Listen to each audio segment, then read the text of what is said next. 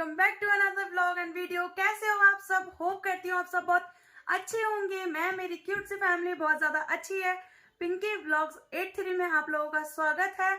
और गाइस, ये व्लॉग मेरे लिए आप लोगों के लिए बहुत ज्यादा स्पेशल होने वाला है, जो कि मैं आप लोगों के साथ अपनी बेटी की 1 ईयर जर्नी आप लोगों के साथ शेयर करना चाहती हूँ और करूंगी भी आगे। मैंने उसको कैसे टेक केयर करी है, उसकी कैसे उसे संभाला है, अकेले ने कैसे उसको देखा है। और जैसे कि आप लोगों को मैंने वीडियो में बताया ही है कि मेरी सीजरियन डिलीवरी थी, मैंने फिर भी अपनी बेटी को कैसे हैंडल करा है अकेली। मैंने ही खुद ने, हस्बैंड को ऑफिस जाना पड़ता था, उनकी एक भी दिन की छुट्टी नहीं रहती थी। इस वजह से मैं आप लोगों के साथ वो चीज शेयर करना चाहती हूँ कि मैंने 1 ईयर में अपनी बेटी को अकेले कैसे हैंडल करा है। तो प्लीज गाइज, अगर आप लोग नए आए हो तो पहले मेरे चैनल को सब्सक्राइब कर लो, साथ ही साथ बेल आइकन को भी प्रेस कर लेना, ताकि मेरी हर वीडियो की नोटिफिकेशन आप लोगों के पास पहुंच जाए। और वीडियो मेरी पसंद आती है तो वीडियो को लाइक कर देना, क्योंकि आप लोग भूल जाते हो। और कमेंट करके मुझे जरूर बताना कि आप लोगों को मेरी ये 1 ईयर जर्नी कैसी लगी और कैसी नहीं। ये वाला व्लॉग मेरा थोड़ा इमोशनल हो सकता है और उसको आप लोग माइंड मत करना। तो चलो वीडियो को हम स्टार्ट करते हैं। Let's get started. ये वीडियो मेरी स्टार्ट हो जाती है 29 तारीख की रात से, जो कि मेरे 29 तारीख से पहले ही दर्द वगैरह हो रहे थे, लेकिन इतने नहीं हो रहे थे कि मैं सहन कर सकती थी, इतने हो रहे थे। तो 29 तारीख को हम लोग गए थे हॉस्पिटल, जो कि उसमें मेरे हस्बैंड, ससुर जी और मेरी सिस्टर थी।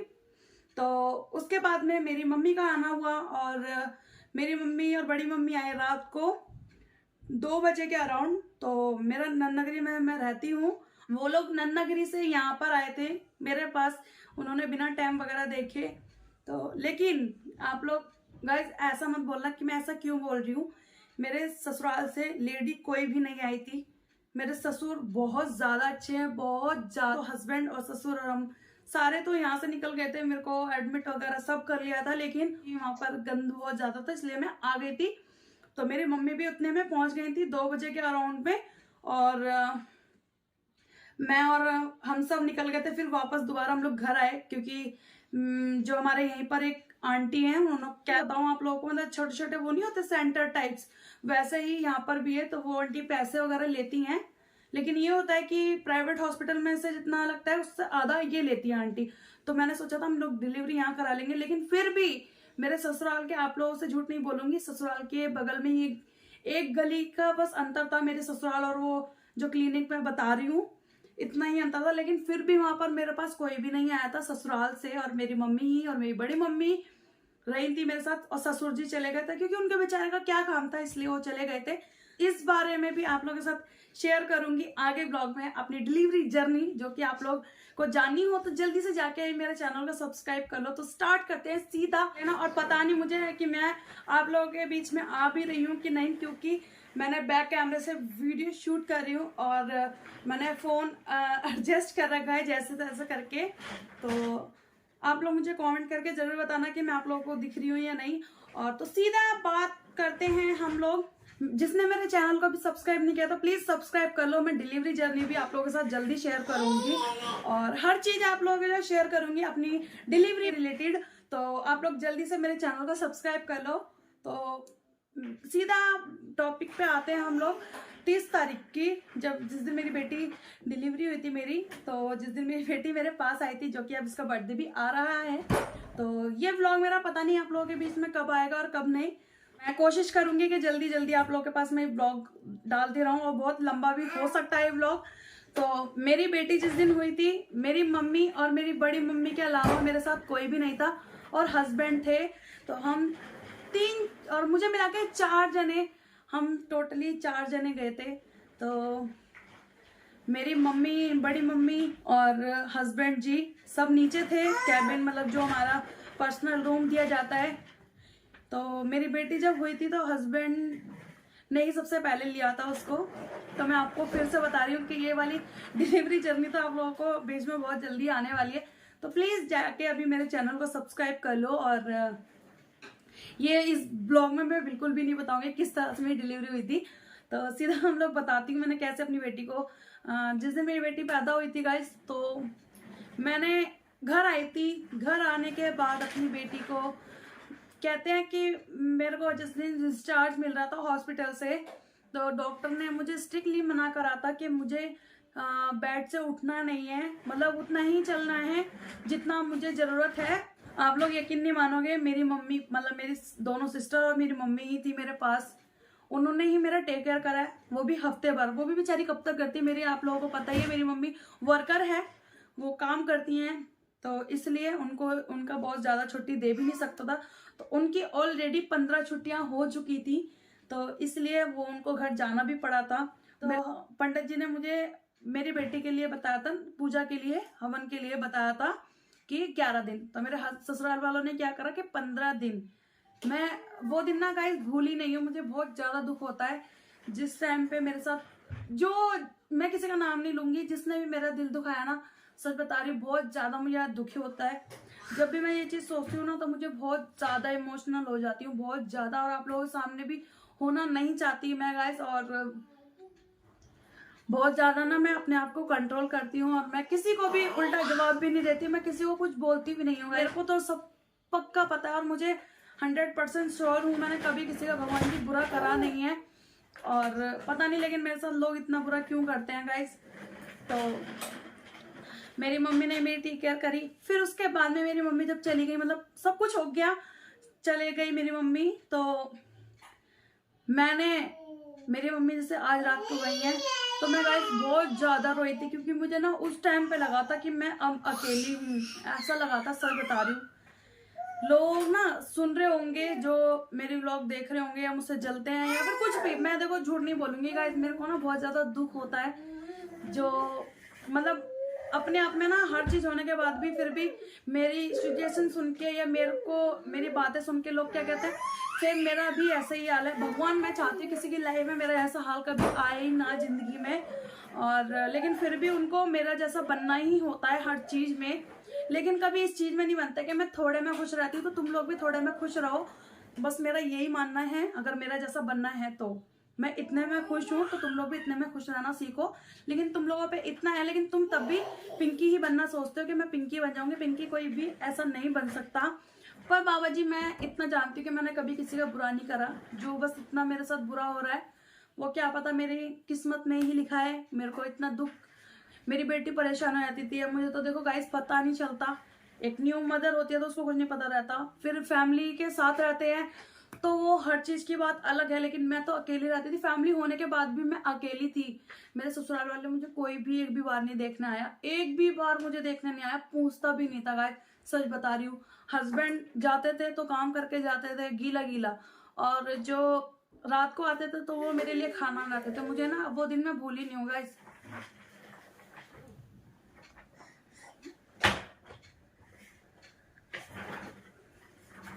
तो हस्बैंड मेरे आते थे तो गाइस वो खाना बनाते थे मेरे लिए, और मेरी बेटी जो पोटी वगैरह कर देती थी।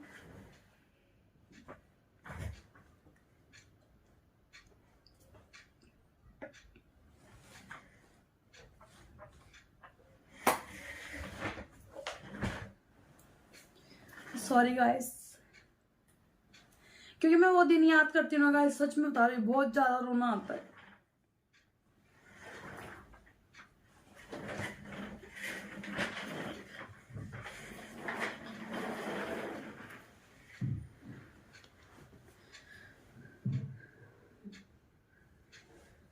तो जब मेरे हस्बैंड आते थे तो वो मेरी बेटी के पोटी के कपड़े साफ करते थे, क्योंकि मैं बिल्कुल भी बेड से नहीं उठती थी। हस्बैंड को मैं कहती थी कोई बात नहीं तुम चले जाओ मैं कर लूंगी, लेकिन वो कहते थे कि नहीं तुम्हारे स्टिचेस हैं। मैं कहती थी कोई बात नहीं मैं कर लूंगी, तुम चले जाओ, बस टाइम से आ जाना घर पे, मैं गीला गीला काम नहीं करूंगी, बाकी मैं कर लूंगी, तुम जाओ। तो मैं अपने घर का, मैं स्टिचेस लगे हुए में भी मैंने, आप लोग यकीन नहीं मानोगे कि मेरे को डॉक्टर ने स्टिक मना करा था कि मेरे को कुछ भी नहीं करना है, ज़्यादा से ज़्यादा 6 महीने तक तो मुझे कुछ करना ही नहीं है, काम को हाथ भी नहीं लगाना है, क्योंकि मुझे अपनी ही टेक केयर करनी है ज़्यादा से ज़्यादा, जितना हो सके मुझे बैठना भी नहीं है। लेकिन मैं उतना ही, जितना मुझे डॉक्टर ने मना करा था मैं उतना ही बैठी हूँ, उतना ही मैंने काम करा है। अपनी स्टिच लगी हुई में मेरे टाँके लगे हुए थे, पट्टी लगी हुई थी, लेकिन मैंने फिर भी अपने घर को मैनेज करके रखा।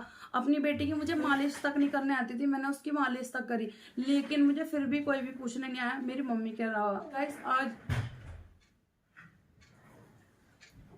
ये बातें मैं सोच रही हूँ ना तो बहुत ज्यादा दुख हो रहा है मेरे को, और वो सब बातें ना मेरे वापस मेरे सामने आ रही है आंखों के ना, तो उस चीज के लिए इमोशनल हो रही हूँ। तो गाइस आप लोग उसके लिए सॉरी। और उन लोगों की मुझे नहीं पता कि गाइस मेरी ना बेटी भी आ रही है तो बीच बीच में ना, तो उसको भी देखना पड़ रहा है क्योंकि मैंने उसको वोकल में बिठा रखा है। और अभी भी आप लोग देख सकते हो कि मैं अकेले ही वीडियो शूट कर रही हूँ और उसको भी देख रही हूँ साथ साथ में। आज तक का वो दिन है, कोई भी मुझे पूछता नहीं है, लेकिन तीज त्योहार पे मैं खुद ही बेशरमों की तरह मैं चली जाती हूँ, क्योंकि मैं कोई बात नहीं, मैं जितना मेरे नसीब में दुख ढोना लिखा होगा तो मैं इतना करूंगी, और बाकी जितना मेरा है नसीब में मैं उन लोगों के लिए कर रही हूँ। कोई बात नहीं, जो मेरे साथ बुरा कर रहा है कोई बात नहीं, करने दो, लेकिन मैं किसी के लिए बुरा नहीं सोचूंगी और ना ही मैं बुरा करूंगी किसी के लिए। और गाइस आप लोग मैनेज कर लेना कि मुझे नहीं पता कि मैं आप लोगों के बीच में आ भी रही हूँ या नहीं, तो क्योंकि मुझे ठीक सा पता भी नहीं है कि मेरा कैमरा मेरे पास फोकस हो रहा है या नहीं, क्योंकि बैक कैमरे से मैं वीडियो शूट कर रही हूँ। और मैं कहाँ पे थी गाइस, मैं तो खुद भूल गई। तो मेरी मम्मी ने ही मेरा साथ दिया और किसी ने साथ नहीं दिया। मेरी बेटी का, जब मेरी बेटी 3 महीने तक मैंने खुद नहीं अपनी, मेरी मम्मी आती थी 3 महीने तक की मैं बता रही हूँ, मेरी मम्मी हफ्ते में 15 दिन में आती थी मेरी बेटी को ढंग से नहलाने के लिए, क्योंकि गाइस मेरे को नहलाने तक भी नहीं आता था अपनी बेटी को, मैं फिर भी नहलाती थी। और मेरी बेटी, अब बच्चा है वो तो रोएगी जब पानी पड़ेगा, तो और वैसे भी मेरी बेटी ठंड में हुई थी, लेकिन मुझे फिर भी लगता था, मैं खुद रो रो के उसको नहलाती थी। आप लोग यकीन नहीं मानोगे कि मैंने इसको रो रो के भी नहलाया है, कि ताकि मेरी वजह से तो नहीं रो रही, मेरे से कोई गलती तो नहीं हो गई या कुछ, बहुत चीजें गाइस ऐसे ऐसी मैं आप लोगों के साथ बता भी नहीं सकती। कभी कभी तो ऐसा होता था कि ये रोती रहती थी, बहुत ज्यादा, भूख भी नहीं लगना, कुछ भी, मतलब भूख भी, सब पेट वगैरह सब भरा हुआ, फिर भी रोती रहती थी। अब मुझे तो पता नहीं है, लेकिन अब मैं समझ सकती हूँ, अब मैं हर चीज समझती हूँ इसकी, लेकिन बट उस टाइम पे थोड़ी मुझे समझ में आता था। मुझे तो कोई बताने तक भी नहीं आया, मैंने किसी को बताया भी नहीं कि आज मेरे को इतना परेशान है, आज मुझे यहाँ दर्द है, आज मुझे वहाँ दर्द है। मैं यहाँ तक कि अब तो मैं पहले तो ठीक है मैं अपने हस्बैंड को बोल भी देती थी, लेकिन अब तो मैं उनको भी नहीं बताती कि मुझे इतना दुख है, इतना तकलीफ है, कि मुझे पता है कि मुझे ये अकेले ढोना है, हर चीज मुझे अकेले ही देखना पड़ेगा, तो मैं किसी को क्यों बताऊं, इसलिए मैं किसी को कुछ बताती भी नहीं हूँ। और गाइस ये वीडियो ना मेरी बहुत ज्यादा इमोशनल हो जाएगी, क्योंकि पूरा 1 ईयर तक की जर्नी है आप लोगों के साथ जो मैं शेयर कर रही हूँ, और क्योंकि मैंने बहुत ज्यादा दुख फेस कर रहे हैं और अभी भी कर रही हूँ, पता नहीं ऐसा क्यों। और मैंने बहुत मुश्किलों के साथ अपनी बेटी को हैंडल करना सीखा है। हस्बैंड ऑफिस चले जाते थे, सुबह 11 बजे जाते थे वो, और शाम को वही 8:30 9 बजे के अराउंड तक आते थे वो घर पे, और इतने बीच में मुझे अपनी बेटी को हमेशा देखना पड़ता था। मेरे से उठा भी नहीं जाता था, बैठा भी नहीं आता, लेकिन रैंक के मैं तब भी वॉशरूम जाती थी, थोड़ा धीरे धीरे चल चल के मैंने सारे घर का काम करती थी, अपनी बेटी को भी देखती थी। बहुत ज्यादा दुख होता है गाइस, आज ये चीजें सोच रही हूँ ना तो आप लोग यकीन नहीं मानोगे, क्योंकि मेरे हाथ पैर इतने ठंडे हो चुके हैं। और अब तो फिलहाल में मैं बहुत कुछ जिसको कहते हैं ना, और लोगों की मुझे नहीं पता, लेकिन मैं अपने हिसाब से तो बहुत ज्यादा ही सब कुछ सीख चुकी हूँ। कहते हैं ना मैच्योरिटी आ गई है मेरे अंदर बहुत ज्यादा वाली गाइस। मैं हर चीज मैनेज कर सकती हूँ, अपनी बेटी को, अपने घर को, हर चीज को मैं, रिश्तेदारी, फैमिली, सब चीज अरेंज कर सकती हूँ। अब इस टाइम पे मेरे को मेरी बेटी ने इतना एनर्जी वाला बना दिया है, और मैं हर चीज मैनेज कर सकती हूँ अपनी बेटी के लिए। मैं इसको ना कोई दुख भी नहीं होने देती, अगर ये रोती भी है ना तो मुझे बहुत ज्यादा दुख होता है। मेरा इसका ना मुझे दर्द भी नहीं देखा जाता गाइस, मैं आप लोगों से झूठ नहीं बोलूंगी। बाकी मेरी तरह कोई भी नहीं बन सकता गाइस, सच बता रही, कोई भी नहीं बन सकता मेरी तरह। जिस तरह मैं अकेले रह रही हूँ, अपनी बेटी संभाल रही हूँ, घर संभाल रही हूँ, हर चीज संभाल रही हूँ ना, कोई नहीं बन सकता। भरे पूरे घर में बैठने के बाद भी तुम लोग ये चीज कहते हो ना कि मेरे साथ ऐसा हो रहा है, मेरे साथ वैसा हो रहा है, तो नहीं, ये तुम्हारी नेगेटिविटी है। इसको, नेगेटिव को दूर करो और पॉजिटिव लेकर आओ अपने मन में। मैं जिस तरह अकेले रहने के बाद भी पॉजिटिव रहती हूँ, मैं कि नहीं, इस चीज को नहीं, ऐसे नहीं करना है, ऐसे करना है। यही चीज मैं आप लोगों के साथ भी बोलना चाहती हूँ कि आप लोग भी मैच्योर हो जाओ और किसी की तरह आप लोग नहीं कर सकते, कोई तुम्हारी तरह नहीं कर सकता, इसलिए मैं ये चीज कह रही हूँ। और आप लोग कहते हो ना कि मैं भी ऑपरेशन करवा लेती या मैं भी ऑपरेशन करवा लूंगी, तो ऑपरेशन इस तरह से नहीं हो जाता। ऑपरेशन एक खुशी नहीं है, जो ऑपरेशन हर किसी के बस की हो या हर किसी के उसमें हो। बहुत अच्छी बात है कि जिसकी नॉर्मल डिलीवरी होती है, बहुत अच्छी बात है। और मैंने भी बहुत ज़्यादा नॉर्मल डिलीवरी के लिए ट्राई किया था, लेकिन बट एंड मोमेंट तक मैं डिलीवरी नॉर्मल के लिए ही रही थी डट के, लेकिन बाद में सिजेरियन में यही हुई थी। तो जैसे उसके नसीब में आने लिखा था वो वैसे ही आई। और आपको ना मैं बहुत कुछ बताना चाहती हूँ, लेकिन गाइस मेरे ना जो 1 साल के अंदर मेरे साथ हुआ ना, मैं बहुत चीजें इसमें ना मिक्स करके बता रही हूँ, तो आप लोग कंफ्यूज हो रहे होंगे, और वो उसके लिए सो सॉरी। जो मेरे साथ ना सच बता रही हूँ बीता है ना, मैं भूल नहीं सकती उस चीज को।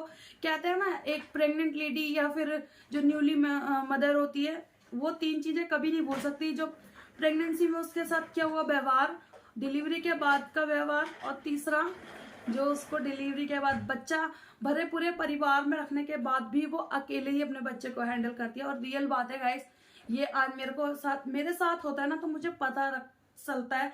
मैं अपने हस्बैंड को भी बोलती हूँ कि कोई मेरा साथ दे ना दे, लेकिन तुम मेरा साथ मत छोड़ना, और तुम मेरा हमेशा साथ देना, ऐसे ही जैसे हमेशा देते आए हो। तो थैंक यू सो मच कि मेरे को हर चीज में सपोर्ट करने के लिए। व्लॉग के लिए तो मेरे को सब लोग बोलते थे कि व्लॉग बनाती है ये वो लेकिन मेरे हस्बैंड ने 1-2 बार बोला था, देखो मैं झूठ नहीं बोलूंगी, उन्होंने भी मुझे बोला था। लेकिन जिस दिन उनका एक दोस्त, कहते हैं ना, अगर थोड़ा सा भी पुश करो ना तो इंसान खुद सुधर जाता है, तो वही वाला हाल मेरे हस्बैंड के दोस्त ने बोला था कि बहुत अच्छी चीज तू भाभी से करवा रहा है। तो वही चीज, और आज का दिन उन्होंने कभी मुझे ये नहीं बोला कि तू व्लॉग क्यों बना रही है या फिर कुछ भी। बस मैं आप लोगों से यही चाहती हूँ, जो जितना भी लोग मुझे बोलते थे ना, मैं उन लोगों के लिए ये चीज दिखाना चाहती हूँ कि मैं भी आगे बढ़ सकती हूँ अपनी लाइफ में। तो आप लोगों का प्यार और सपोर्ट मुझे बहुत ज्यादा चाहिए, तो आप लोग ही कर सकते हो इस चीज को। तो प्लीज गाइस, आपसे हाथ जोड़ के रिक्वेस्ट है कि आप लोग मेरे को ज्यादा से सपोर्ट किया करो। और बात की एक बात बताना चाहती हूँ कि मेरी मम्मी के अलावा और मेरे हस्बैंड के अलावा मेरा किसी ने साथ नहीं दिया, किसी ने भी गाइस। मैं फिर भी सबके लिए मरती हूँ, लेकिन कोई मेरे लिए नहीं मरता। आज मेरे को ना बहुत ज्यादा रोना आ रहा है, बहुत ज्यादा। मेरा मतलब कोई मोटिव नहीं था, बस ये था कि मैं आप लोगों के साथ अपनी 1 ईयर की जर्नी आप लोगों के साथ शेयर करूंगी।